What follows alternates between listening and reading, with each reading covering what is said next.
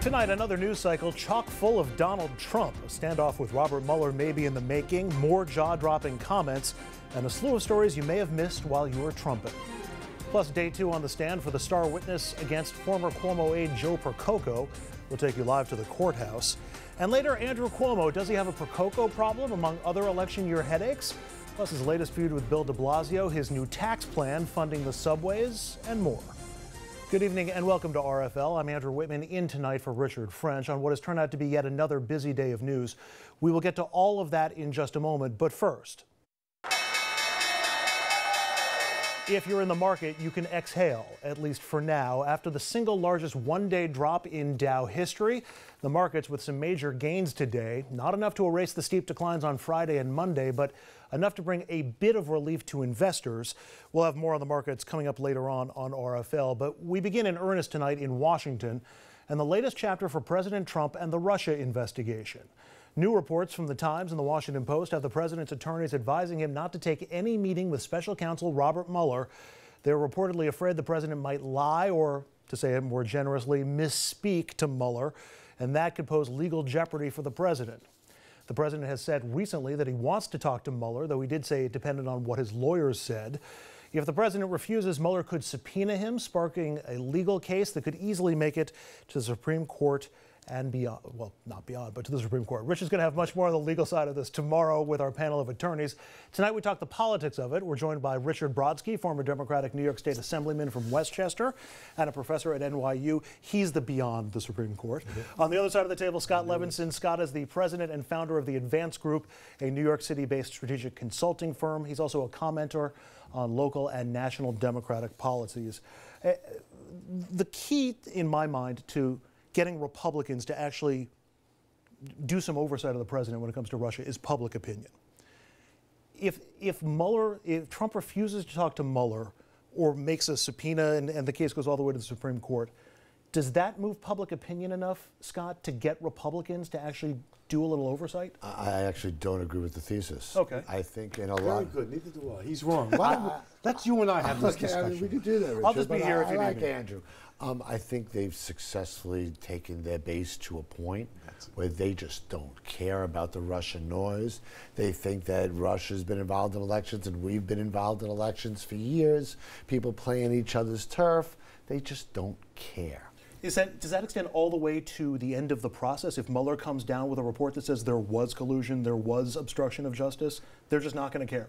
Again, I don't think Americans' memory is that short that they don't remember messing in the 1954 elections in Iran or messing in the 1954 elections in Guatemala. This is part of our history. It's part of the Russian history. It's not shocking that the Russians tried to impact on an election. What's shocking would be if they can attach Trump as a cooperator in that, and that I think would be a game changer. I agree with that. Short of that, the notion that public opinion is driving this is unfortunately true, but it's the public opinion of people who vote in Republican primaries. It's not public opinion of the public at large. What you see from the Republicans is perfectly rational if what you want to avoid is a right-wing primary. If what you want is a well-run government, that's another thing. That's going to have to wait for a general election. So I'm dismayed because you're both saying that the Republican Party, Republican voters are so far gone in their conviction that the president is somehow being set up that even if Mueller comes down with an indictment, even if it's laid out. They're not buying into Democratic indignation about the supposed crimes committed. Richard's right. The president's involvement, his son's direct involvement, that's a Rubicon. That's a bridge too far. You have a tape, like you had the Watergate tapes. Some Republicans will change, keeping in mind that even after the Watergate tapes, the majority of Republicans backed Nixon. So a critical mass is not 80% of the Republicans. A critical mass is all the Democrats and 15% of the Republicans. You could back Nixon because there were all those blanks in the tapes. Well, that's even worse. But what you now have against Trump is speculation and idiotic behavior on his part. What you don't have yet on Trump is something that drives a conclusion that a crime was committed. Let me ask you my Fox News question of the night. Is Mueller grandstanding a little bit here? No. Does he couldn't, if what he's after is the truth, couldn't he get that from written questions and answers? He's a pro. The truth is, if Mueller was grandstanding, you'd be getting a lot more leaks foreshadowing what he was grandstanding for. You're seeing virtually no leaks coming out of the Mueller investigation. He's being a pro about it. Rich is absolutely right. He could potentially find crimes committed. He could put forward an indictment. He's already indicted, how many, 2, 3 people? But to interview Trump is, I think some of Trump's supporters are going to say he just wants to trip up Trump or get Trump to trip himself up, and then all of a sudden he's got something else. That's what Gingrich says, and that is one explanation. Here's another explanation. We've got to find out what happened from the man who did it. Look, the lack of a respect for the truth has become a hallmark of the way we're dealing with issues, including this issue. What matters here is what actually happened. The burden's on Mueller to prove something did happen. If he can, we'll make that judgment. I'd actually take what Richard said one step further. There is beginning this feeling out there that truth is relative, that there actually is. That's what they've accomplished. And that is a big approach. Quickly, we have about a minute on this. The president's lawyers don't think he can be trusted to tell the truth under possible penalty of law. What does that say to you? That he's a liar? And that I mean, they just can't stop it, or that he can't control himself in the moment? Is that? It's a little frightening to consider. We don't know what his lawyers think. We know what the New York Times speculates his lawyers think. I think if, as a lawyer, generally speaking, why would you go and speak to a prosecutor if you didn't have to? There's no lawyer who would let a client expose themselves further than they need to. And it should get interesting in the weeks and months to come. Once again, lawmakers in D.C. are playing beat the clock on a possible government shutdown. The current stopgap budget deal expires in just 54 hours, which means without some kind of budget deal, we could be looking at another government shutdown come midnight Thursday into Friday. House Republicans are set to vote tonight on a plan that Democrats don't like. It would fund the government for 6 weeks, fund the military for the fiscal year with big increases in military spending. Their hostage this time is funding for community health centers and expired Medicare programs. And that may be the most optimistic path towards avoiding a shutdown. That deal does nothing on immigration or on the Dreamers, which was the key issue prompting the last shutdown. So there's a new bipartisan proposal on immigration in the Senate, sponsored by Republican John McCain and Democrat Chris Coons. It would give Dreamers and Dream-eligible immigrants permanent legal status and a path to citizenship. It's got no wall funding, but money for drones and other border security measures, and no changes to either family reunification immigration policies, what the president calls chain migration, or any changes to the visa lottery system. The White House seems to hate this plan so much the president called it a waste of time, and today they're ramping up the rhetoric.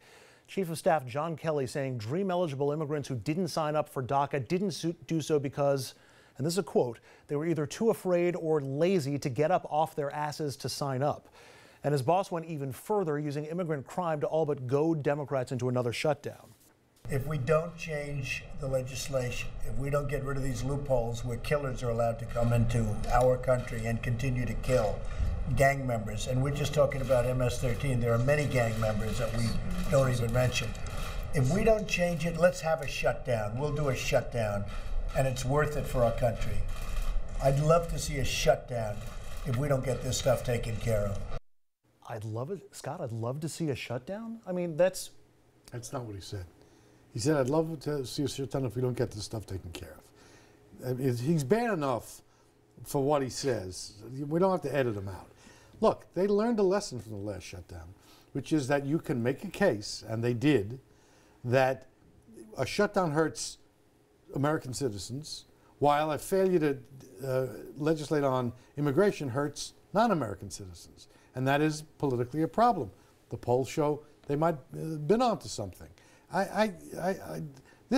Look, the Democrats got a big win on the last government shutdown threat because they got the Child Health Protection Act passed permanently. You can extract. You don't believe that the last shutdown was perceived in the end to be a win for the Dems, do you? No, I do not, and I don't because of what Trump is now restating. It's a fight between us and them. It's not a particularly uplifting morally, ethically, or truthfully, but it works. But that sort of puts Democrats in a difficult spot because perception is they didn't win in the last shutdown, at least in the court of public opinion. It makes it hard pressed to shut the government down again. Well, it actually seems what they were reacting to today was John McCain putting them in a box. And what John McCain did by not including the wall in the legislation was force the president to make the wall the issue. And when McCain did such a good job of making security a backbone to this solution, it forces the president way out there on the wall. And I think that's there's a compromise here, and it bumps up against two things: Trump's nuttiness and his inability actually to negotiate and close a deal. He's not good at it. And the second is there is no political virtue in compromise anymore. It's true. It's as true on the Democratic left as it's true on the Republican right. Do you agree with Scott that McCain and Coons, with their proposal, sort of push the president even further out on a limb, where it's all the wall now? It's either the wall or nothing for him? Suppose the president agreed to that. Are Democrats going to buy it? That's a good question. Why don't I ask the two of you? I think you're going to have some problems, because I think until there is a resolution of the big picture, picking off pieces of it for different temporary bills is going to be politically problematic. I think the wall, if he gets it, is a win for Donald Trump. Sure. Period. Sure. Period. So where does this get resolved? But hold it. Yeah. Hold it. If you got a bill that had the wall in it, but maintained existing policies which democratize and make had more a path to citizenship, and had a path, would you take it? It would be a policy I win. asked you a question. Yes, I would would, 100%. And I would too. And it wouldn't hurt Democrats down the road. 100% it would. 100% it's politically, it's a win for the president if that's what happens. Doesn't mean it's not good policy or good governance. It's still a win for the president perception-wise. Neither side knows how to take yes for an answer. That's the difficulty. Do Democrats go for the policy win here, or are they positioning themselves for November? No, I think Richard's right. They take the win on policy because it's the good policy to come to a solution on immigration for the Dreamers. The fact is, perception-wise, it'll be perceived as something else. It also is likely to go away by the issue in November of this year will be Donald Trump, not what Donald Trump did, but the way Donald Trump behaves. The more they get out of the way, the easier it is to do TV ads that show him talking about Pocahontas and using foul language. Those the more you give him wins, the more he has his own story to tell. He's not able to get his own story out. Richard, we're going to have a shutdown Thursday into Friday? Yeah. We are. Yeah. How about you? Okay, succinct, unusual for you. Scott, we're going to have a shutdown? We are. Here we go again. All right, from today's inflammatory presidential remark to yesterday's President Trump on Democrats who didn't stand during his State of the Union address. I said you have the lowest black unemployment in the history of our country. You have the other side, even on positive news, really positive news like that, they were like death and un-American. Un-American. Somebody said treasonous. I mean, yeah, I guess why not? You know, can we call that treason? Why not? Scott, what was your reaction when you... Oh, I'm sorry. White House spokesperson today tried to walk that back, saying the president was speaking tongue-in-cheek. I don't know if anybody's buying that. What was your reaction when you heard the president say that yesterday? I just don't take the president's rhetoric seriously, which is a huge problem when you're talking about the president of the United States. That day in, day out, we become increasingly numb to his outrageous rhetoric. Things that have become, that used to be unacceptable, have become acceptable. We're living in a time where people have become numb to what should create outrage. And we miss a lot of other policy-related stories in the process, and we'll get to some of those later on. But, Richard, is it just rhetoric from this president, or is there a greater danger behind it in labeling your political opponents un-American and treasonous? Oh, I'm for that. I think you treat, I mean, what kind of question? It's a leading question. The fact that rhetoric matters, no matter what, even when it's under control, so they're not mutually exclusive. Scott's right. We have a new normal where people go, there he goes again. On the other hand, what's driving the election results in Alabama, in Pennsylvania, and in other places is a growing sense, quietly among a lot of Republicans and independents, then we don't want this. And that's why I said a moment ago that the issue in November this year is going to be him, not his policy. I wish that were the case. What I'm seeing more often is instead of outrage, people laughing, like Richard did and I do instinctively, because sometimes you have to laugh because it's hard to be angry and outraged all the time. Oh, I can do that. And I know you can. And I'm counting on it. But the fact is we don't. And we laugh about it because it's easier to laugh about it. And that leads to complacency. It just does. But we know it's rhetoric, and we know that a lot of it is bluff and bluster. But for that 30, no, 35... I don't agree with this. No. And I don't want to suggest that what I was saying is it's just rhetoric. I think the rhetoric is symbolic of a whole bunch of ugliness and divisive politics What he said. that creates real dangers for us as a nation. I don't think it's just rhetoric.